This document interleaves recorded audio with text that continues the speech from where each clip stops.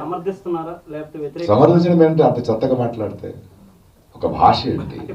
ఆడవాళ్ళు అంటే ఏమనుకుంటున్నారు మీరు? మీలో ఉన్నదే బయట వస్తుంది. అదేంటా మాటలు, అదేంటా అహంకారం, అదేంటి ఆడాళ్ళని ఈడతారని? ఇవాళ ఆడవాళ్ళకి అన్యాయం ఎవరి నుంచి జరుగుతుంది? మగాళ్ళే కదా, తరతరాలుగా మనమే చేస్తున్నది కదా. మీరు ఒక వేదిక మీద మాట్లాడుతున్నప్పుడు మీకు ఉండాలి. సరే, ఆయన క్షమాపణ అడిగాడు, బట్ ఒక సంస్కారాలు బలిదారు కదా. ఇప్పుడు ఆమెను ఆంటీ అన్నాడు అంటే వాళ్ళ భాష చూడండి. వాళ్ళకి ఆడవాళ్ళ బాడీ పార్ట్స్ తప్పితే తెలుగు రాదు వాళ్ళకి. వాళ్ళ బాడీ పార్ట్సే మాట్లాడతారు. వాళ్ళు ఎంత సంస్కారాలు అనుకుని మాట్లాడుతున్నా అంత అసహ్యం అది.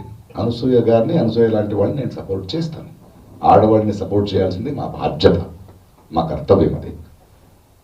శివాజీ గారు కానీ ఎవరు కానీ ఒక వేదిక మీద మాట్లాడేటప్పుడు ఒళ్ళు దగ్గర పెట్టుకుని, మీకు ఒక వేదిక ఎందుకు ఇచ్చారు? మీకు భిన్నాభిప్రాయాలు ఉండొచ్చు. భిన్నాభిప్రాయాలు ఎలా చెప్పాలి? ఏ మాటలతో చెప్పాలి? భాష అది, తెలుగు భాష అది కాదు కదా. ఆయన ఇప్పుడు సారీ చెప్పాడు, బట్ మిగతా వాళ్ళు వదలరు.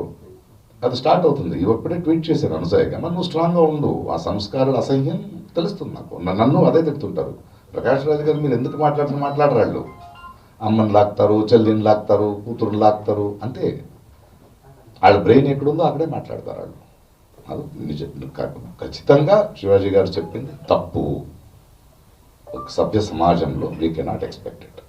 మీరెవరు చెప్పడానికి? మీ దృష్టి మార్చుకోండి. గిల్లేది ఎవరండి అమ్మాయిని? ఆడవాళ్ళ? మగాళ్ళే కదా. మరి నేను పోకులేలా చెప్పాలా గిల్లితే గిల్లించుకోవాలని? కాదు కదా, అన్యాయం కదా, అది తప్పది.